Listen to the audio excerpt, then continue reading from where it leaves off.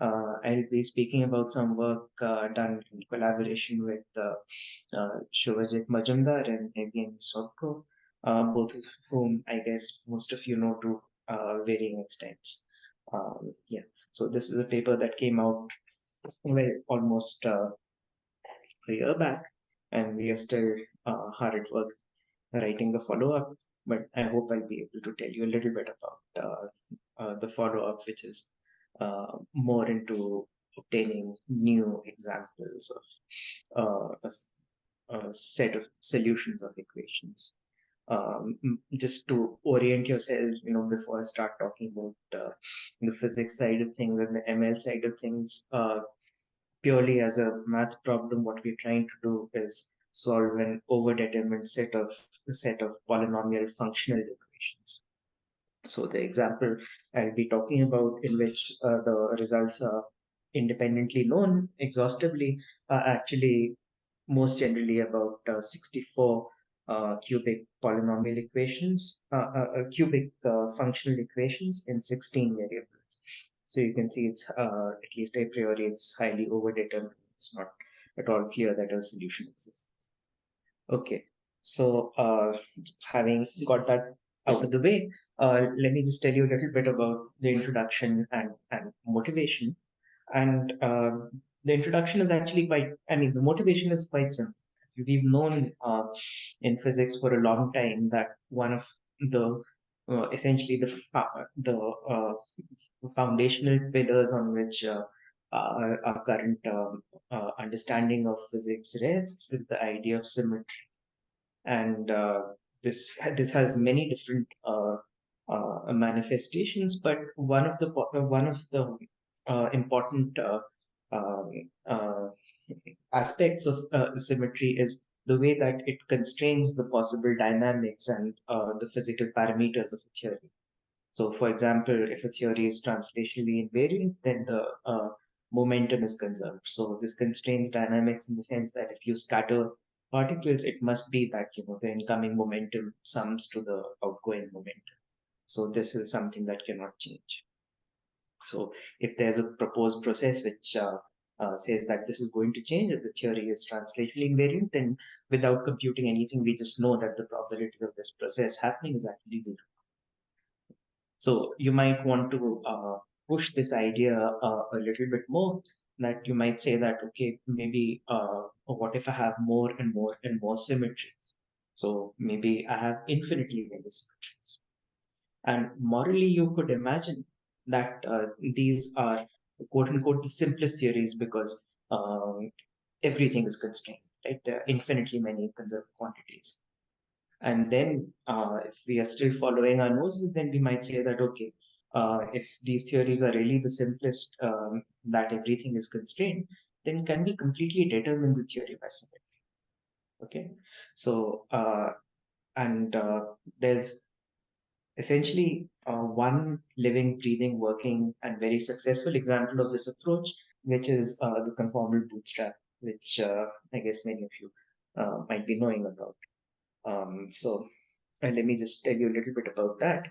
And the idea is that if you have, so just following the same symmetry arguments, if you consider a theory with rotational invariance, right? I mean, so two observers are equivalent if they are rotated with respect to each other. It doesn't really matter. They should really see the same physics. So what does that imply?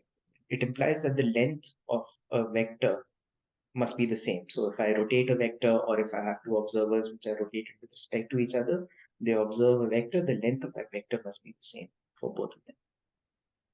Now, if I have additional symmetries such as scaling, then of course it cannot be that the length of vectors is preserved, because it could be that one observer is scaled up with respect to the other one. So they need not agree on the length. But what they must agree on is essentially the angle between vectors. So this is invariant under scaling, right?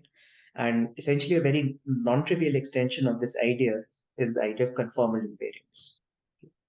And this symmetry actually turns out to be to be extremely restrictive. In fact, it's infinite dimensional in 2 dimensions. And in higher dimensions also, it is finite dimensional, but it is actually very constrained. And you might ask that, okay, if I have some general arguments coming in from physics and mathematics about, say, unitarity of the theory, maybe some symmetry properties, and maybe some analyticity expectations, and maybe some minimal information about the theory, such as saying that, okay, the quote unquote mass of a certain object is of some light particle is something, then is this enough to roughly is to uniquely specify the theory? That would be very powerful, right? I mean, if I were to tell you that, okay, the mass of the electron is half an MeV, and therefore the theory is completely constrained, I mean, you would probably say, get out of my office, justifiably so. But uh, in this case, the theory is actually the symmetry is actually enough to constrain this, and this is actually quite remarkable. And the reason why I gave you this example is that, you might similarly worry that, okay, if I have an infinite dimensional symmetry, then is everything constrained to the point of triviality? That is not the case. In fact, even if you have an infinite dimensional symmetry, these theories are still interesting. They are still physical in the sense that, there are interesting systems you can describe using them. So with all of that motivation, let me tell you about the system that I'll be working with, and the idea of quantum integrability. So the idea behind quantum integrability is, well, here's one formulation of the problem. I'm by no means an expert, and probably different people would have different takes on this. But a very minimal idea is the following: that we have a one-dimensional chain of points that are linked to each other. They have n sides, and the chain is kind of periodically identified, so that capital N plus K is identified to K, where K is labeling the site. Also, at each particular site, there is a Hilbert space Vk, which is spanned by spin up and spin down degrees of freedom, and we are allowed to have, in this current work, we'll only think of possible interactions between spins if they are neighboring each other. So if they are nearest neighbors, so the kth spin would interact with the k minus 1th spin and the k plus 1th spin, nothing else. Now, the vector space of the full system is, of course, a tensor product of the vector space of each side. So the vector space would be V1 to Vn. Please ignore Hilbert space. I was like following my physics this name, but it's not an infinite dimension space. It's really finite dimension space. So, and each of these VKs is isomorphic to C2. So it's spanned by these vectors, spin up and spin down. And then you have some local spin operators uh, given by these sigma matrices or these Pauli matrices. By the way, I should say that, if you have questions, please feel free to stop me at any point and ask. Yeah. So the Hamiltonian, like I said, is a sum of nearest neighbor interactions. So you could write it in this format. This is and just for clarity, I've kind of written down the kind of Hamiltonian that I'd be working and that we are working with. And this is a very popular model, this one right here. This is what is called the XYZ model. And this actually, so it has three parameters, Jx, Jy, and Jz. In fact, there's actually a constraint between these three. So you could say that roughly the sum of these objects is constrained to be 2 or something like that. So in that sense, there are really two free parameters. I'm going to show you this in much more detail, but this is just to get oriented. So basically, we have this model with naively three parameters, but also, like, there are these limits which are slightly more symmetric. So for example, two of these parameters could be the same, in which case we would get the XXZ model. and all of them and if you make all of them the same, we get what is called the Heisenberg spin chain. This was kind of written down by Heisenberg in 1908 or sometime roughly around that. So, and this is actually like it seems like a very simple system, and it's also quantum integrable. So in that sense, it's like the simplest simple system that one could have. It's the simplest example of a quantum integrable system, but it's nonetheless very interesting because it has applications to statistical mechanics. So you see that even these simple systems are not really that simple, as it were. Okay, and they are quantum integrable in the sense that they are quantum, well, of course, because they are quantum systems, and they are integrable because they admit, at least formally, an infinite number of conserved charges. Okay, and what we'd like to do is to construct them roughly axiomatically. And at least one way of constructing them would be to define what is called an R matrix, which is essentially a function of two variables. It's a function over vi tensor vj, actually vi tensor vi plus 1. And what I'm going to do is I'm going to uh, take a specific form of this R matrix. So it's in the function of one complex variable. And in fact, it's an analytic function. Okay. And like we said, so this is defined over. So if V is C2, then this tensor product space is four-dimensional. This is an endomorphism on a four-dimensional space. So we have 16 undetermined functions. Okay. In addition, we have some constraints which have to do with some consistency criteria. So essentially, these functions, when evaluated at 0, take on the following form. And in addition, the Hamiltonian that I had written down for you earlier should be read off from the first derivative of these charts of the R matrix. And just as the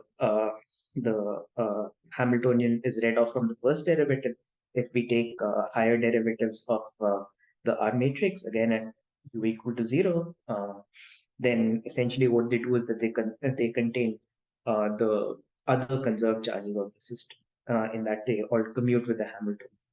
So basically, if you were to take more and more derivatives of R, you would get higher and higher charges, all of which commute with the Hamiltonian. Okay, so now you could say that, okay, this is great. I mean, I have 16 undetermined functions, and I have these two rather innocuous looking criteria, which I can probably always fix. So in that case, any system could you have such claim like, are these systems really ubiquitous and you can construct them easily? And of course, that is not the case. There's actually a very important consistency condition which these functions obey, and it's what is called the Yang Baxter equation. So in this, it's basically again, I mean, we don't need the exact form of this equation. The thing to take away from this is that this is an equation over V1 tensor V2 tensor V3, where I've adopted this particular shorthand. So this is so when I write R1, this is no longer over V1 tensor V2. This is really on this full three product space. Okay. So now each of these, so this is acting on 2 times 2 or an 8-dimensional space. So each of these operators has 64 components. So there are like 64 cubic functional equations, like I said. So and so you see, and we have 16 independent variables in which we can solve. So basically, you could say that, okay, if I'm given all of this, then at least an abstract definition of quantum integrability would just be that, I'm going to postulate the existence of an R matrix. I'm going to solve the Yang Baxter equation along with other consistency criteria. And then this would give me from scratch, if you wish, a quantum integrable system. So I don't need to know anything about the microscopics of the system. I just know what the Hamiltonian is, and the fact that an R matrix exists, and that basically tells me what the whole system should be. So, of course, one might want to further refine these questions. Say, for example, we might say that, okay, I don't really care about a precise Hamiltonian. Maybe I just want some constraints on the Hamiltonian. Say, for example, um, uh, a constraint like this, that Jx is equal to Jy, or Jx is equal to Jy is equal to Jz, without really specifying a numerical value. Can I do that? A related question is that, can I find integrable systems starting from a given system? So, for example, here it would be that supposing I start from Jx minus Jy is equal to 0, can I discover the fact that there are these extra, that this is actually a subset of a far bigger model? Can I find the XYZ model by starting from the XXZ and quote unquote navigating away from it? Okay, so these are the kind of questions that I'd like to address in this talk. And yeah, basically the answer is affirmative. Otherwise, there's no talk. Okay, so and of course, the reason why it's a machine learning talk is that neural networks, of course, are a very promising tool for these equations. They span a large function space, and constraints can be supplied using loss functions. So this is what I'm going to review for you now. So if there are any questions, please let me know. So neural networks, again, I mean, I guess to this audience, it's really carrying calls to Newcastle. But just to orient ourselves, we can think of artificial or the artificial neural networks as being, in a sense, a toy model of biological neurons. This is, as we know, not always the best thing to do, but nonetheless, it's not always the worst thing to do either. So you could imagine essentially taking a weighted sum of your inputs. We take a weighted sum, we construct an affine combination, and act on it with a nonlinearity, and this gives us an output. Okay, so a typical example would be that it takes there's a weighted sum, and when the sum crosses a threshold, then the neuron just fires. Right? I mean, that's what is called the perceptron. So it's a very intuitive kind of a neuron. It weights all its inputs, and when that weighted sum crosses a threshold, then it fires. Okay. So now, if I have one such neuron, then I can have k such neurons, and I can build this combination of this set of outputs, right? And of course, since hindsight is 2020, then I can do this redefinition where I'm calling xk ak of 0, superscript 0, and zk and ak are ak of 1. So basically, this equation, which I wrote down for k neurons, I can write as the L is equal to 0, L is equal to 1 instance of this more general equation. Right? And again, with hindsight, because it's again hindsight is 2020, we can call this the first layer of neurons. And to get higher layers, it's all we have to do is iterate this transformation. Right? So basically, what we have is really the output of the current layer being is really the input of the next layer, and so on and so forth. So there's this very nice hierarchical structure, which is very useful when for for us. Right? So this is the basic structure of a neural network. Right? So the sequence of transformations, basically the output of the final layer over here is basically a function of the input variables x, but also of the parameters w and b of the neural network, all the weights and biases sitting over here. Okay, and this function can be changed by for a given x by tuning w and b. Right? So this is much like for a given weight uh, combination, I could change the value of the threshold at which this neuron fires. That would be accomplished by changing W and B, and that would change my output function at a given value of X. So, but why is this thing so useful for us? Let me just uh, mention that. And the idea is that neural networks are universal approximators.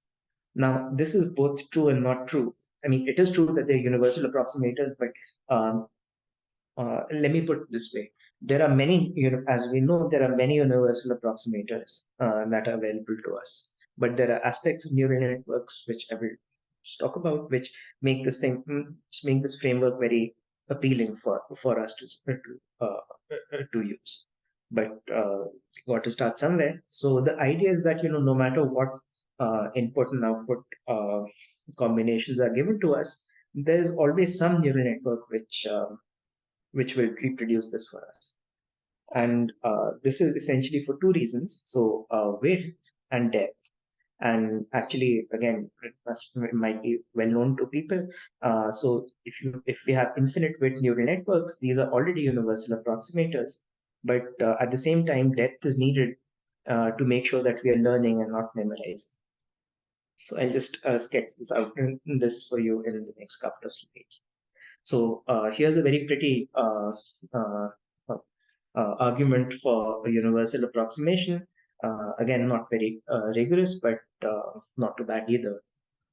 So the idea is that if we are given some input output values of functions, then what we and there is really some function giving which is responsible, which we are trying to approximate, then what we could do is that we could build a histogram around the known input output values, right? And we could try to approximate the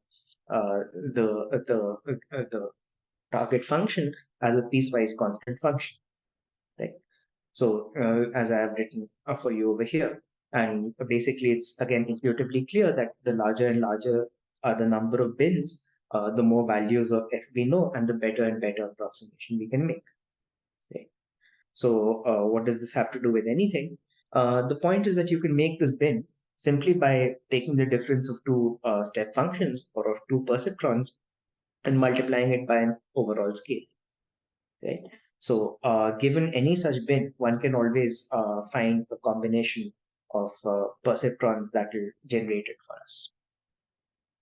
Okay, and then we are done, because if we can generate one such bin, then all we have to do is is to add up all different bins, and what we get is basically the output function which we're trying to approximate. So this is at least a plausibility argument that in that universal approximation does work. This is not this is not a constructive argument in the sense that this is not how a neural network would actually approximate such a function, but it's at least shows that some such neural network does exist. So, and the question you might ask now is that, okay, I mean, if this is a single layer is enough, it's a universal approximator, then why do we need depth? And the point is that if we look at this argument, it's basically saying that, look, you just memorize the values of f, and you look in the neighborhood of every known value of f and just approximate it as piecewise constant in that neighborhood. So basically, this is not anything more sophisticated than k-nearest numbers. Okay? So,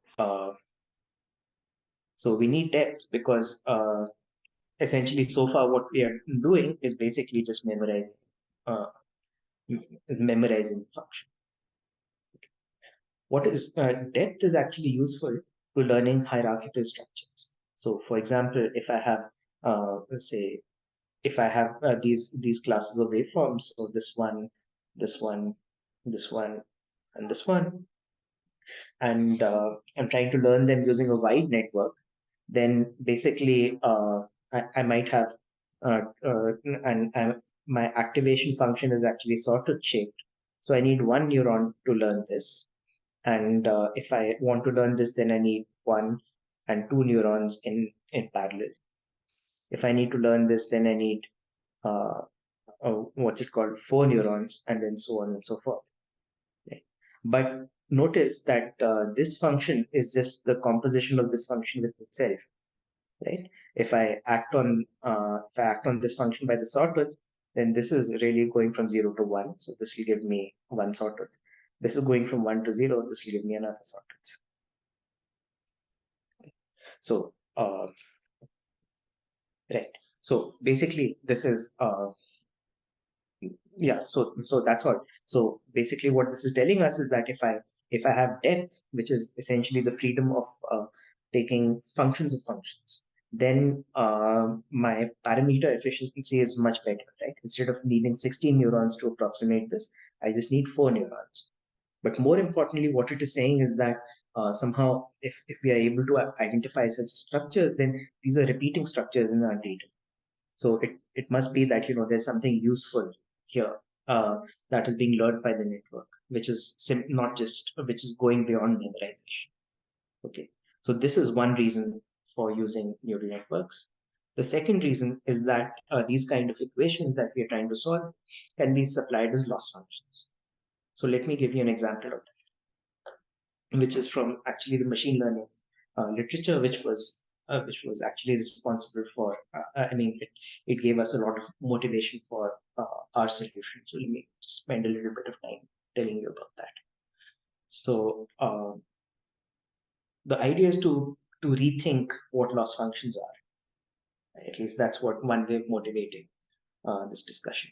So the original idea of loss functions is that at least what we have in our mind is that we're trying to evaluate. We are given a particular predictor that we have in our hands, and we're trying to just evaluate how good or bad it is. And then later we might want to tune it to set that that loss function to 0. So for example, to be more concrete, so I have some input values xn, and I know the output value is yn, and I have some predictor over here. Then one loss function could be just the mean square difference between the observed and the expected values, right? And the idea is, of course, that if this is small, then the corresponding predictions are good, and the canonical supervised learning framework just tells us that minimize LW and W. And of course, like if you know that I'm making a severely misleading statements, then you also know what the correct statements are. So please bear with me. So at least okay. So conceptually, whatever I've said so far is not very different from what we did. All of us probably did in school, like measuring Newton's law of cooling or whatever. That we basically create. We get some data and we fit a straight line to it. So this is not really conceptually very different from ordinary least squares. Now I want to just take the same thing. So there's no new input as such, but I want to think about it a little bit more generally. And the question I'd like to ask is that when a loss function is 0. So for example, this loss function, which is the mean square error, is 0 when when the expected outputs really match exactly with the um, uh, actual outputs. So the desired so for every known value of the input, it's giving us the correct value.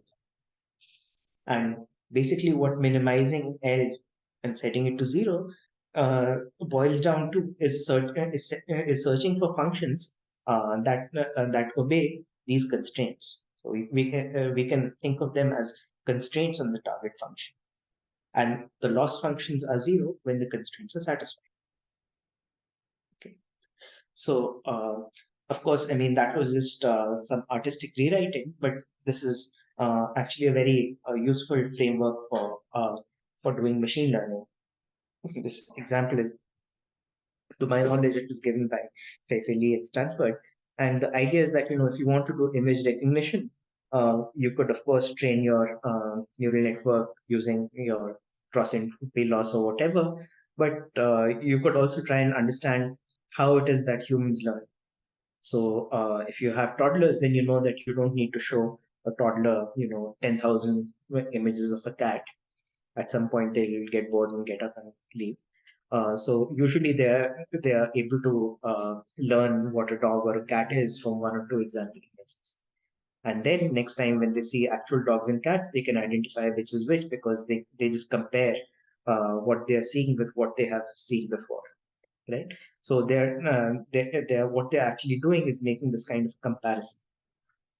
So basically, what they're able to do is to identify dogs and cats by extrapolation from a very tiny set of examples. So what they are learning is not a memorization of what dogs and cats are, but an equivalence relation that this particular object is the same as this particular object. This is same as this, but say this and these two are not similar to each other, right? So what they are actually learning is this equivalence, right? And of course, like depending on what you're trying to learn, the equivalence relationship can change. So, for example, these are not both. So these are dogs and cats. In that sense, they're different from each other, but they are also mammals. So in that sense, they're the same. So uh, if you have, say, dogs and cats versus fish, then the equivalence relationship changes. So, but what does all this have to do with machine learning? So the idea is that this notion of similarity can be encoded into geometry. Okay, and the way it is done is that you ask the neural network not to learn to recognize dogs and cats, but to recognize objects that are similar to each other. So, and concretely, what you do is that you take your input data manifold and you learn a map from the data manifold to some auxiliary space RD, such that the points that are similar to each other are mapped close together, and the points that are dissimilar to each other are mapped far apart. So, in fact, with Yang, we did some work using this framework to recognize certain kinds of Calabi manifolds. So, I mean, we had this experience before, so yeah, it was quite important for this project. So yeah, so the idea behind all of this, okay, you prepare your data. You can see that this is a little bit weaker. It's not really saying x1 and x2 are different or same. I mean, what it is saying is that it's instead of having recognizing the individual labels of x1 and x2, we are preparing data so that we are preparing data in pairs. So we are associating points that are similar to each other with the output y and points that are dissimilar to each other. So, for example, a dog and a cat with the output 0. And then we train the neural network to to minimize this function. And of course, the intuition is that L is 0 when, so for if y is equal to 1, then only this term contributes. 1 minus y kills this term.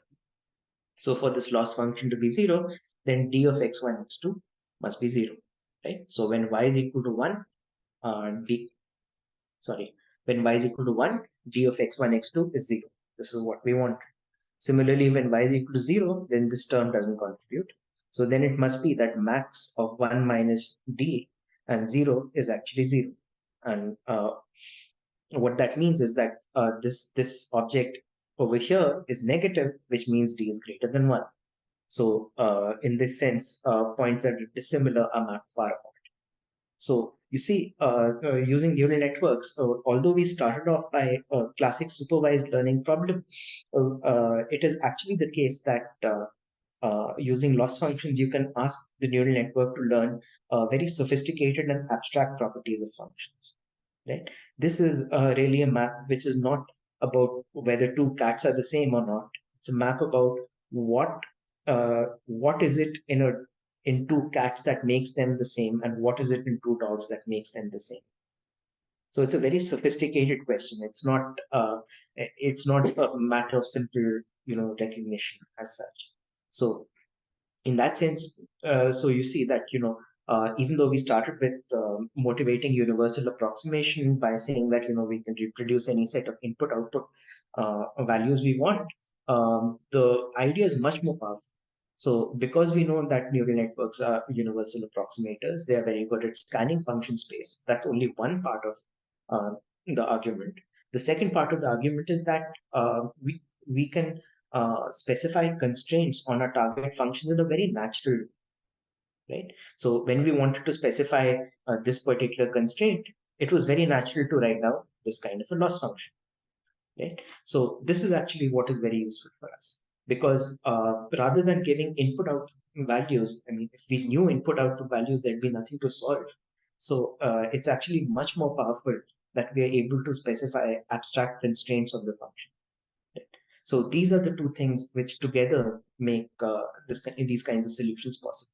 And of course, if you've been uh, uh, uh, many of you would be familiar with works, say, computing Ricci flat matrix on Calabi-Yau spaces, Calabi-Yau manifolds using energy function extremization, or uh, or physics informed neural networks. Essentially, the engine behind all of this is really just this idea. Uh, in this study, it's actually much more similar to this. In our study, it's much more similar to this kind of a framework for a reason which I will just tell you in a second. Just takes a couple of lines. Okay, so what is the neural network solver? So we have an R matrix. It consists of functions Rij, which are ideally 16 functions. It's holomorphic over the complex. At zero, it obeys this constraint. And its first derivative obeys this constraint. And in addition, it solves the Yang Baxter equation. Okay. So what we're going to do, and this is not the most general thing that one could do. We could take alternative approaches also, and later, if there are questions, I'd be happy to discuss what worked and what didn't, and why I think that this worked, or at least why I think that the other things didn't work. I still don't know why this worked. But what we'd like to do is encode this information partly into the neural network architecture itself, so that by construction these properties are obeyed, and partly by loss functions. So here's what we're going to do. We are going to learn an input-output function. Each Rij is going to be modeled by a neural network. Okay, that's pretty obvious. So there's an ensemble of a priori 16 neural networks. But also what we are going to do is we are going to train purely on the real line. That's for reasons of convenience. I can explain a bit more later. But what we are going to do is we are going to choose the activation function in such a way so that there's a natural analytic continuation into the complex plane, right? So in much the same way as tan h of z, you can just evaluate it on the real line. And if you've really learned the function tan h, then you know that there's an analytic continuation into the complex plane. So this is pretty much the same idea. So any function which is a function of this type of structure, where h is one of these two objects, is just going to be holomorphic just by construction, right? So it doesn't have to. We don't have to impose the holomorphicity constraint on the function by any other means. This argument would break down, for example, if I were to choose ReLU. So say ReLU gives similar results, but for aesthetic purposes, actually Swish gives the by far the best results. But if we were to use ReLU or something, I mean, aesthetically, it's very bad because the functions are not really holomorphic. But functionally, it kind of works. It's not terrible. Okay. So overall, this structure, what it looks like is having an ensemble of 16 neural networks, but sampled at three different points: u, v, and u minus v. And then they obey all of these constraints that r of 0 is p and r prime gives you h. And then at any 3 points, the Yang Baxter equation is obeyed, right? And this is very reminiscent of the Siamese type of network. I should have probably explained that that network is called a Siamese network, um, or at least or a twin network. So instead of twins, we have triplets over here. But other than that, there's no conceptual difference. So we're learning the same 16 set of functions evaluated at three different points, and trying to solve that functional equation. Okay. So another point of view on loss functions, which is kind of going to be useful for the rest of the talk, is that what they're doing is exploring function space. Okay, so for example, so if you have this box, then you could think of it as being the set of all functions that can be represented by this particular neural network. Now, the universal approximation, of course, only works in a particular infinite width limit, but nonetheless, I mean, it is true that the neural network, even at finite width, is quite expressive, and at least you could by construction take that there's a set of functions that can be approximated by a neural network with some given width and some depth and some activation functions. So I mean, at least implicitly there is an ansatz class, but it's a huge class, and all of those functions are sitting in this box. There's a orange submanifold which are all functions that obey the Yang Baxter equation. There's a blue submanifold, which are all functions that obey, say, locality or certain Hamiltonian constraints over time. And the solution that we are looking for is actually sitting on the intersection of these manifolds. Okay. And the idea behind like exploring the set of integrable theories that I kind of like hand waved in the beginning is really that once you are on this intersection, can you just move out a little bit so that you're moving on the blue intersection without really leaving the orange one, right? So basically fine tune with a small learning rate, so for machine learning people. But intuitively, the idea is this: that can you scan the space of can you scan the full intersection of the blue and orange manifolds? Okay.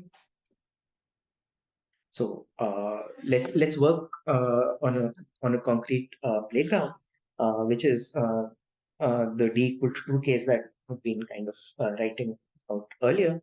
Um, and it turns out that physically distinct solutions are completely known when d is equal to 2. This has been exhaustively classified. And quote unquote, typically solutions are of this form. So this kind of a star shape, roughly, it looks like a star to.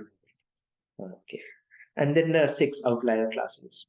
Okay, again, it's kind of at this level a question of cultural interest.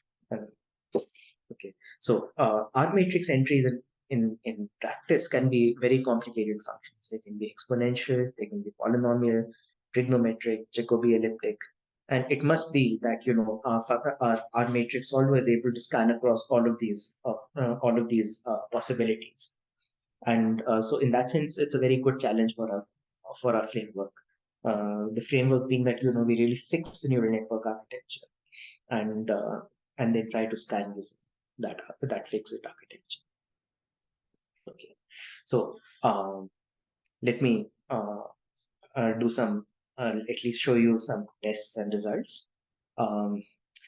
I was strongly tempted to call this slide instead of calling it tests. I was very very tempted to call it experiments, but I'm a string theorist, and a string theorist talking about experiments is rather a bold claim. So I don't want to do that. So anyway, so let's be modest and call them tests. So if we have the XYZ Hamiltonian, the XYZ Hamiltonian, it is basically of this form. We wrote it down earlier, and then there are these isotropic limits. So there's jx equal to jy, and this jx equal to jy equal to jz, and these are all integrable systems. The actual functions, like I said, they are kind of parameterized by 2 real numbers, eta and n. So jx plus jy, you can see jx plus jy is actually 1. So that's the constraint I was talking about. Okay, and jz is something else. And you can see that the functions that enter into the R matrix are actually quite complicated. So you have these exponents of like complicated Jacobi elliptic functions. You have Jacobi elliptic functions over here. So it's not a pretty sight by any means, right? So at least, but I mean, it's a pretty dense slide. So at least what I'd like you to go away with is that there is this really rich functional dependence in U, which we must be able to produce, and also that at m is equal to 0, the other thing to take away is something much more practical. If we set m is equal to 0, then jx is equal to jy. Okay, so that is the XXZ model. So you could imagine saying that like all of these constraints, like the value of the Hamiltonian and the Yang Baxter equation and all, are fed into loss functions. You could fix a particular value of the XYZ Hamiltonian by fixing eta and fixing m. And the zeroth order constraint is that, at least you must recover these known functions, right? I mean, otherwise, it looks pretty grim, right? So, okay. So if you fix those parameters, then what you find is basically that you can plot things out, and I can't do any better than plot show you this, because the actual functions which we expect from analytics and the functions that we got using numerics actually sit on top of each other. So there's actually a very precise match. Okay. But of course, that's a very simple case of really reproducing one fixed answer. What about the more sophisticated questions that I talked about? That can you explore quote unquote the landscape of integrable models? Can you explore that intersection between the ordinary manifolds? Right? So one experiment could be like what I mentioned to you earlier in the introduction. Could be that can we recover the existence of the XYZ model starting from the XZ model? Right? That would be very interesting because you'd have a smaller set of integrable models, but using neural networks, you'd kind of be able to infer that you're able to that there's a much larger set of integrable models that this is sitting. So here's the question: we take the m is equal to 0 limit of the XYZ model, and we ask that can we recover the XZ model from there? Okay. So what we do in practice is that we train to some XXZ models. Okay, so this is just for practicality, but basically what we're doing is this: we have 3 XXZ models which are starting points. Okay, then we randomly sample 5 non-zero values. Then we change the loss function, so we keep the same 3 XXZ models as starting points. We change the loss function to set the target Hamiltonians to correspond to these 5 non-zero values of m. And then we train towards those target values. Okay. What we find is actually at times when we reset those target values, the loss functions kind of tend to kick up, but soon enough they go down to acceptable values.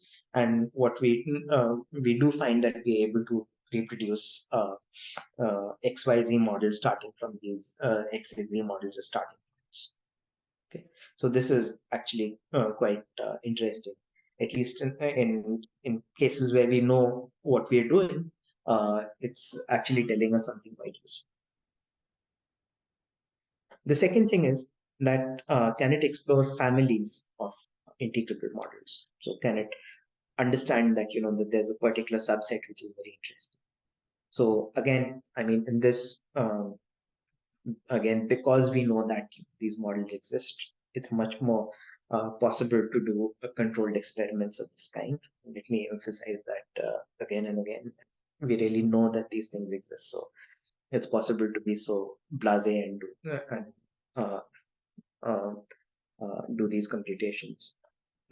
Okay, so we know that there are these Hamiltonians of this form, which are kind of like XZ because it corresponds to setting these extreme of diagonal guys to 0. But in general, these could be complex numbers. So they are not really quite XZ kind of generalizations. So there are two classes. So these are integrable either if A1 is equal to A2 or if A1 plus A2 is B1 plus B2. Okay. So, and the aim would be to try and recover these two classes. Okay. So what is the strategy? So what we do is that we train to some integrable Hamiltonian lying in this subset, and Then we slightly for an epoch or so we kick away from that Hamiltonian. This is a bit difficult to do in practice. I can explain how we did it and why we can only do it slightly. But essentially, having done so, what we would do is that at least intuitively, we expect that we are at some we are at some points which are still integrable, but where the Hamiltonian is not quite what we trained to. It's somewhere in the vicinity. So now what we do is that we train again, but only optimizing on the Yang Baxter loss and locality. And we don't give any target Hamiltonian. So the idea is that, the neural network could converge to any Hamiltonian in the vicinity of this initial Hamiltonian. And in this way, we do multiple runs and see what we get, like try to collate what the different Hamiltonians are. And so you can see that this is exactly what is happening over here. When we turn on that repulsion to kick away from those Hamiltonians, then the loss tends to spike up. But other than that, you can really see that this beautiful curve of this loss function falling, and then there's this almost waterfall-like object over here, which is essentially the different Hamiltonians that we are converging to. Okay, so having done that, again, it's very possible. It's very easy to distinguish the two classes because we know what the two classes are. In cases where we don't know what the actual classes are, it's much harder. But let me postpone that for a moment. So we do find that if you let the system evolve, like I said, then there are it converges to Hamiltonians that really do lie in these two classes. Either A1 plus A2 minus B1 plus B2 is equal to 0, or so either A1 is equal to A2 or A1 plus A2 is equal to B1 plus B2.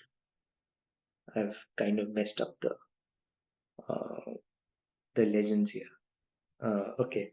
Um, yeah, I should fix that. But basically, yeah. So either A1 plus A2 is equal to B1 plus B2 or A1 is equal to A2. And then, of course, you could have points sitting in the intersection of this. These two equations could also be true simultaneously. Okay. So I'm going to roughly stop here. Let me and try and summarize for you. We talked about a bunch of things. So we said that neural networks are universal approximators. And if nothing else, I mean, even if you don't really care about Yang Baxter equation or quantum integrability or whatever, there are some things that I'd like you to take away from the talk. Uh, One, that neural networks are universal approximators, but not just that, they are actually very intuitive for finding functions for which we may not know the input output values, but we know the constraints they satisfy. And typically in mathematical physics, this is much more natural for us, right? The stereotypical or emblematic example would be that if you have a meromorphic function, you don't really want to know what its input output values are. You just want to know what its poles, residues, and branch cut singularities are, right? So in that sense, really knowing those constraints is enough to completely specify the function. So neural networks are so that's a very natural way of phrasing a mathematical physics problem, right? We are looking for a function that obeys certain properties. So neural networks are very intuitive for doing that. In this case, we can use them to solve the Yang Baxter equation and recover a class of completely known solutions in a particular setting of 2D difference form matrices. We can actually recover exhaustively all the known solutions. I showed you some strategies, but the paper actually has very exhaustive exploration of these ideas. So yeah, if you wish, please do take a peek, and if you want to discuss with me, please do write. Okay. So, but what I told you is actually uh, yeah. So I told you about how we recovered these solutions. I outlined for you some strategies for exploring the space of such models. Uh, uh, and of course, there's a lot to do, finding analytic forms of these solutions, finding new solutions, and more general settings. I'm really not going to be able to say much about that. I'm going to show you a little bit of what we are doing currently. So we could say that we could try to apply this framework in situations where we don't know of many integrable models. One such situation is where the vector space at each site is not isomorphic to C2, instead is isomorphic to C3. Okay, so now if the R matrix, so if V is C3, then the R matrix, instead of being 2 square times 2 square, is 3 square times 3 square. So 9 cross 9, but everything else is the same as above. Okay, and what we find is that if we just let the neural network run by itself, optimizing only on the Yang Baxter equation and locality, then solutions generally tend to fall into these two classes. Now, what these solutions mean and how do we systematize them is something that is in progress currently. So that's what we are doing at the moment. So I don't have much to say about this framework, about these results for the moment. It's really just to say that it is really something which is applicable. This framework is actually applicable to unknown problems. So yeah, so that's all that I had to say for this talk. Thank you for your time and attention.